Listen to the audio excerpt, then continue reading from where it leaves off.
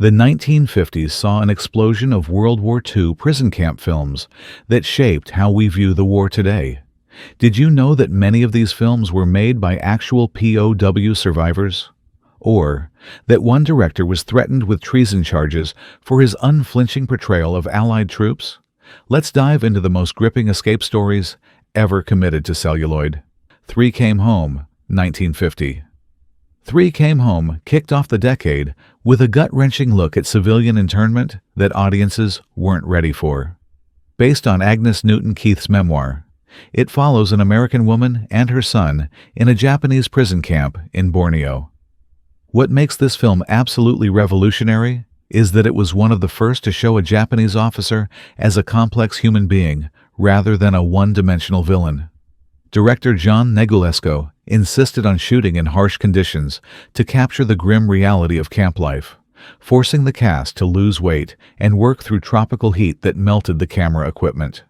Claudette Colbert later revealed she suffered permanent back injuries during the brutal scenes where her character is tortured, refusing a stunt double because the audience deserves to see the real thing. Critics initially dismissed the film as too feminine for a war story, but it's now recognized as groundbreaking for showing the conflict through a woman's eyes. The film was banned in Japan until 1974, with occupation authorities fearing it would inflame anti-American sentiment despite its nuanced portrayal of both sides. Camp on Blood Island, 1958. Hammer Films didn't just make horror movies. They brought their signature blood-soaked style to Camp on Blood Island, creating one of the most viscerally disturbing POW films ever. The premise is diabolically simple. Japanese officers have promised to execute every prisoner if Japan loses the war, but the prisoners have intercepted radio messages revealing Japan's surrender and must keep it secret. Director Val Guest insisted on filming in sweltering Cornish clay pits to replicate the oppressive Malaysian jungle heat, leading to multiple cast members collapsing from heat exhaustion. The film sparked international controversy for its graphic scenes of torture, with several countries cutting up to 15 minutes of footage. What's absolutely wild is that the movie is based on actual events at several camps where commanders had indeed given orders to execute all prisoners upon Japan's defeat. The Japanese government formally protested the film's release, calling it inflammatory propaganda, but Columbia Pictures refused to pull it from distribution, resulting in a 20-year ban in Japan. The Wooden Horse, 1950. The Wooden Horse revolutionized the escape film genre by telling a story so outlandish that audiences couldn't believe it was true. Three RAF officers build a wooden vaulting horse as exercise equipment, but it's actually a clever disguise for digging a tunnel right under the Germans' noses during their daily exercise routine. What's absolutely mind-blowing is that this audacious scheme actually worked in real life. The film was based on the book by Eric Williams, who was one of the actual escapees from Stalag Luft III. Director Jack Lee insisted on consulting with real former POWs for every technical detail, making it one of the most authentic escape films ever made. The actors didn't just play prisoners, they lived like them during filming, eating actual POW rations and sleeping in the recreated camp barracks. Leo Genn, who played one of the escapees, later admitted he suffered claustrophobic attacks filming the tunnel scenes, which were shot in spaces barely 2 feet wide to maintain authenticity. The film's success spawned dozens of imitators, but none captured the ingenious simplicity of this real-life Great Escape prototype. Merry Christmas, Mr. Lawrence, 1957. Before David Bowie and Ryuichi Sakamoto made the 1983 version, Merry Christmas, Mr. Lawrence was a hard-hitting 1957 drama, exploring the culture clash between Japanese captors and British POWs. The film dares to explore how the concept of honor created brutal conditions, as what seemed like sadism to Western prisoners was considered duty by Japanese guards. What's utterly fascinating is that the film is based on the experiences of Lorenz van der Post, who used his understanding of Japanese culture to survive the camps, and later became a mentor to Prince Charles. Director Sam Fuller fresh off the steel helmet, battled studio heads who wanted a more patriotic, less ambiguous story that didn't humanize Japanese characters. The film caused uproar among veterans groups for suggesting that cultural misunderstanding, rather than pure evil, motivated some camp atrocities. The Japanese censors demanded 27 cuts before allowing its release, while American censors objected to scenes implying forbidden attraction between a guard and prisoner. The film was a commercial failure, but has been reassessed as decades ahead of its time in its nuanced portrayal of wartime psychology. Hell in Korea, 1956. Before he was James Bond, a young Sean Connery delivered a knockout performance in Hell in Korea as a cynical Scottish soldier captured during the early days of the Korean War. The film broke ground by showing how UN prisoners were subjected to political indoctrination rather than just physical torture, exploring the concept of brainwashing that terrified 1950s audiences. Director Julian Amias insisted on using actual Korean War veterans as extras, leading to unscripted moments of genuine emotion when actors broke down during recreations of their experiences. The Pentagon attempted to block the film's release, calling it damaging to military morale for its unflinching portrayal of American prisoners collaborating with their captors. What's absolutely fascinating is that the film draws directly from declassified military reports about Chinese re-education techniques, which were being studied intensely by American intelligence agencies. The film's scenes of psychological torture were so realistic that the British Board of Film Censors demanded cuts, fearing they provided a how-to manual for enemy forces. Hell in Korea remains a disturbing glimpse into the forgotten war that introduced psychological warfare to the modern battlefield. Stalag 17, 1953. Billy Wilder pulled off the impossible with Stalag 17, turning the grim reality of POW life into a darkly comic masterpiece that still packs a punch. William Holden won an Oscar for his portrayal of Sefton, a cynical prisoner who trades with German guards and becomes the prime suspect when an escape attempt fails. The genius of this film is how it balances genuine suspense with laugh-out-loud moments. What's absolutely wild is that Wilder based the script on his own interviews with former prisoners, including the real-life Scrounger, who inspired Sefton's character. Paramount executives were horrified by early screenings, demanding Wilder cut scenes showing American prisoners fighting among themselves, fearing it would be seen as unpatriotic. The film caused controversy for showing that not all German guards were monsters, with some just being ordinary men following orders. Otto Preminger's portrayal of the camp commandant was so convincing that he received hate mail from viewers who thought he was actually German, despite being a Jewish refugee from Nazi Austria. Stalag 17's massive commercial success proved audiences were ready for a more complex view of the war, paving the way for more nuanced POW films. Prisoner of War, 1954. Prisoner of War delivered the first major Hollywood portrayal of American POWs in the Korean War, while the conflict was still ongoing, creating unprecedented controversy. Ronald Reagan stars as an intelligence officer who voluntarily enters a prison camp to gather evidence of war crimes, only to endure brutal torture himself. The film's depiction of enhanced interrogation techniques was so graphic that military officials tried to prevent its release, fearing it would demoralize troops still fighting in Korea. Reagan later claimed that his experiences making this film shaped his hardline anti-communist views as president, calling it the most important work I ever did in Hollywood. What's absolutely shocking is that the film was based on documented testimony from returned POWs, with some scenes taken directly from congressional hearing transcripts. Director Andrew Martin fought studio censors to include the controversial sweatbox torture scene, where prisoners were kept in metal boxes in the blazing sun until they signed confessions. The film was banned in several countries for being war propaganda, but is now studied by military historians for its accurate portrayal of Chinese prisoner handling techniques. The Bridge on the River Kwai, 1957. David Lean's epic masterpiece.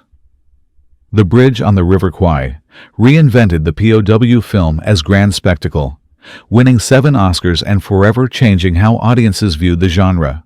The psychological battle between Alec Guinness's rigid British colonel and Sessue Hayakawa's camp commandant elevates this from mere adventure to profound meditation on duty, madness, and the absurdity of war. What few people realize is that surviving railway prisoners protested the film's release, claiming it glamorized a project that cost thousands of lives. The real Death Railway claimed over 100,000 lives, with one man dying for every sleeper laid on the Burma-Thailand Railway. Lean insisted on filming in the actual locations where POWs had suffered and died, with some elderly Thai locals hired as extras, having been forced laborers on the original bridge. The production itself was nearly as grueling as the events it portrayed, with the crew battling tropical diseases, flash floods, and poisonous snakes that killed several native workers. Alec Guinness initially rejected the role 7 times and later tried to have his name removed from the credits, believing the film romanticized British colonialism. Despite these controversies, the film's famous whistle theme became shorthand for British stoicism under pressure, completely reshaping public memory of the brutal POW experience. Danger Within, 1959. Danger Within flips the traditional escape narrative by focusing on the investigators inside the camp, trying to uncover a traitor who's sabotaging tunnel efforts. Set in an Italian POW camp, the film shows how class divisions and suspicion could tear apart Allied prisoners, even as they united against their captors. Director Don Chaffee built the entire camp set to exact specifications from escapees' memoirs, even placing buildings at precise compass points to show how prisoners used the sun's position for navigation. The film's consultant was a former POW who had personally caught a real informer, leading to one of the few documented cases of prisoners executing one of their own during the war. What's utterly fascinating is that the film exposes the little-known fact that Italian-run camps were often less secure than German ones, leading to a much higher escape rate. Richard Attenborough, who played the suspected traitor, interviewed psychological warfare experts to understand how prisoners could be turned against their comrades. The film was controversial for suggesting that British officers sometimes valued class loyalty over evidence when suspecting traitors, with several veterans organizations condemning it as divisive revisionism. King Rat, 1955. 3 years before James Clavell published his best-selling novel, King Rat brought to screen the brutal hierarchy that developed among prisoners in Changi, Singapore's notorious Japanese camp. The film's genius lies in showing how some prisoners became more dangerous than the guards, creating internal economies and power structures that determined who lived and who starved. Director Brian Forbes insisted on an all-male set during filming to recreate the claustrophobic atmosphere of the camp, with actors forbidden from communicating with female crew members or visitors for the 3-month shoot. The lead actor, George Segal, lived on rice and water for weeks before filming, dropping to a dangerous 110 pounds to authentically portray starvation. The film caused international outrage for suggesting British officers often abandoned their men while looking after their own comfort, with several British veterans groups calling for a boycott. What's truly shocking is that Clavell based the story on his own experiences in Changi, where he witnessed officers hoarding medicine that could have saved ordinary soldiers.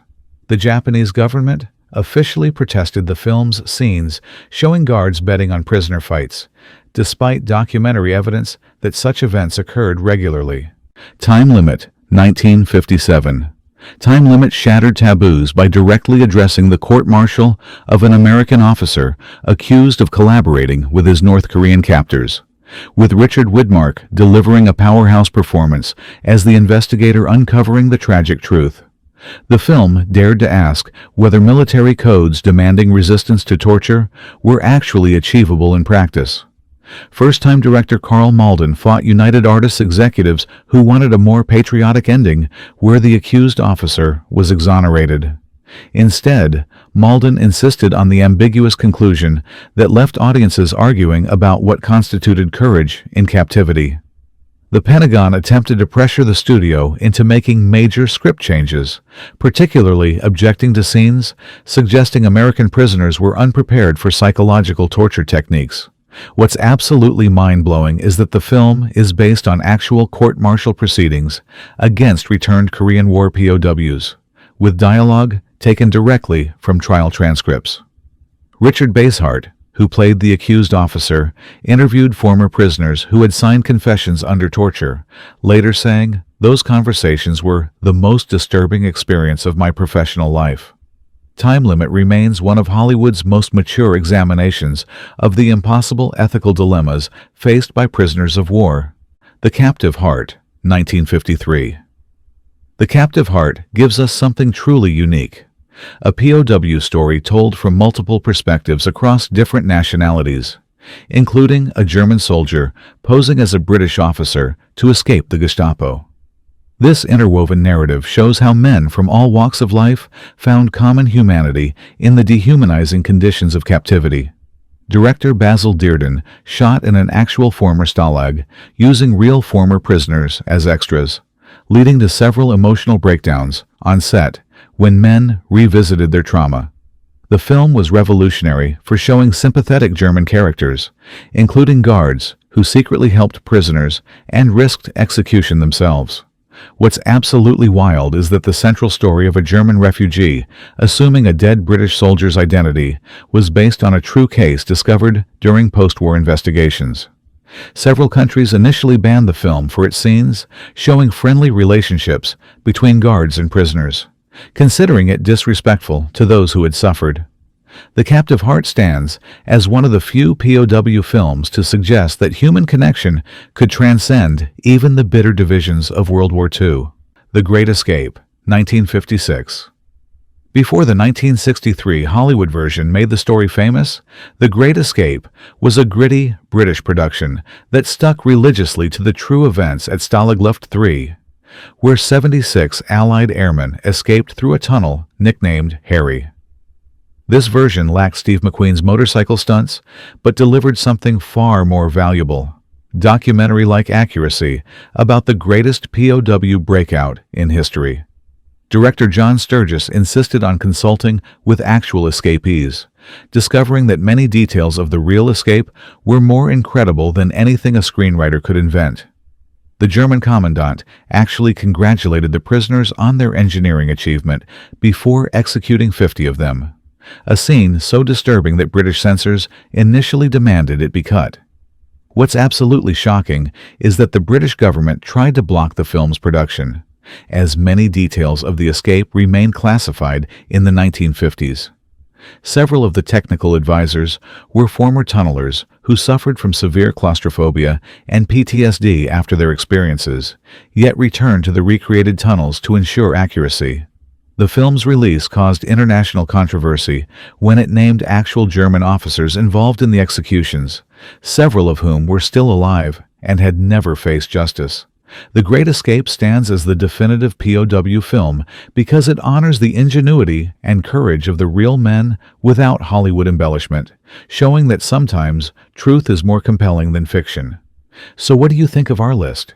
Are there other prison camp films from the 1950s that deserve recognition? The legacy of these films raises an uncomfortable question. Do modern war movies sanitize captivity to make it more palatable for audiences? Or have we lost the courage to show war's darkest aspects the way 1950s filmmakers did? Let us know your thoughts in the comments below. And don't forget to hit subscribe for more deep dives into cinema history.